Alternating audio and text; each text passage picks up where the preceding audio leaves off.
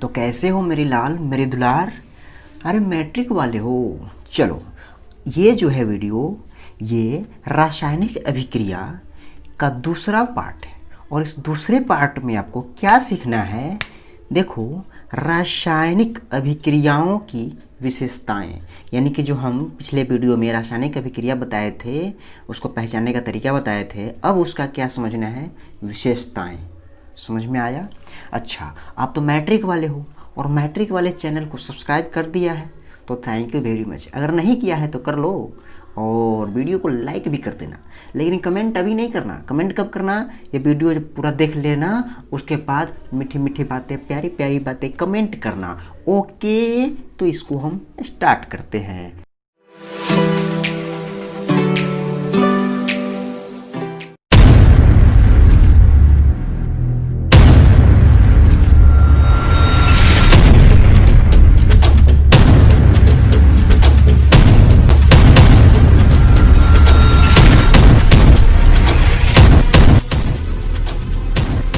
ठीक है, तो देखो, रासायनिक अभिक्रिया की विशेषताएं अगर आपसे पूछेगा परीक्षा में, तब आपको फिलहाल हम 4 गो विशेषताएं बताते हैं। ठीक है, लेकिन कम से कम आपको इसका 3 गो जरूर याद रखना है। ओके, चलो, पहला नंबर में ये क्या होता है, अवस्था में परिवर्तन होता है।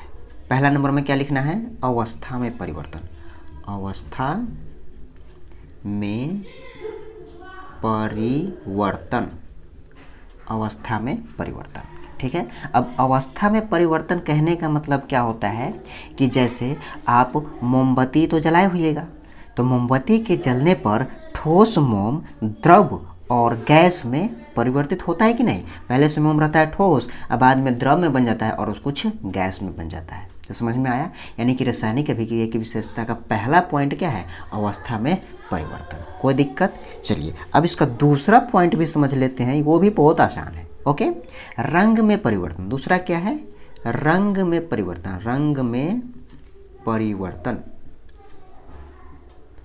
रंग में परिवर्तन। अब रंग में परिवर्तन कहने का मतलब क्या हुआ कि यानी कि वैसा अभिक्रिया होने के बाद, मतलब रंग में परिवर्तित हो, मतलब रंग पहले से कुछ और रंग रहेगा, लेकिन बाद में कुछ और हो जाएगा। मतलब क्या हुआ कि जैसे मान लीजिए हम कागज़ लेते हैं, तो कागज़ क्या होता है, उजला कलर का होता है, और उसको हम जला देते हैं, तो जलने के बाद राख बन जाता है। तो राख किस कलर का हो जाता है, काला कलर का। तो बताइए उसका रंग में परिवर्तन हुआ कि नहीं। तो यानी कि कागज़ का जलना भी क्या कहलाएगा, रासायनिक अभिक्रिया ही कहलाएगा।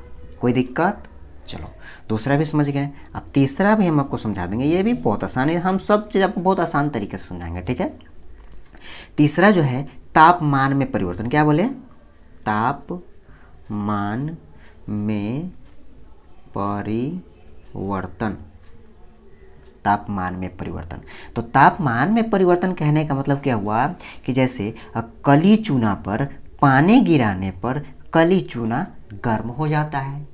या आप क्या कीजिएगा, पहले से पानी 1 बाल्टी डाल दीजिएगा और उसमें एक क्या कहते हैं, एक चुरवा सीमेंट डाल दीजिए, सॉरी चूना डाल दीजिएगा। तो देखिएगा पानी पहले से ठंडा रहेगा, लेकिन जैसे ही डालिएगा सीमेंट तब पानी गर्म हो जाएगा। यानी कि तापमान में परिवर्तन हुआ कि नहीं हुआ, हो गया।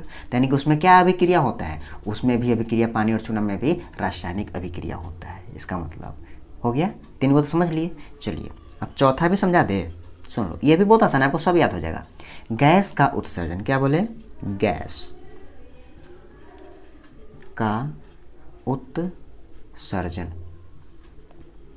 गैस का उत्सर्जन। गैस का उत्सर्जन कहने का मतलब क्या हुआ कि जैसे मान लीजिए यहाँ पर आप कपूर डाल दीजिए और उसको 2 घंटा के बाद, या जैसे आप धूप में क्या कीजिए, एक बर्तन ले लीजिए, उस बर्तन में कपूर डाल दीजिए, उसको धूप में डाल दीजिए। ठीक है, और जाके 2-3 घंटा बाद देखिए तो आपको वहाँ पे कपूर नहीं मिलेगा। क्यों नहीं मिलेगा, क्योंकि कपूर पहले से ठोस अवस्था में था, लेकिन वो गैस अवस्था में बनने के कारण गैस बन करके वो ऊपर उड़ जाता है। समझ में आया?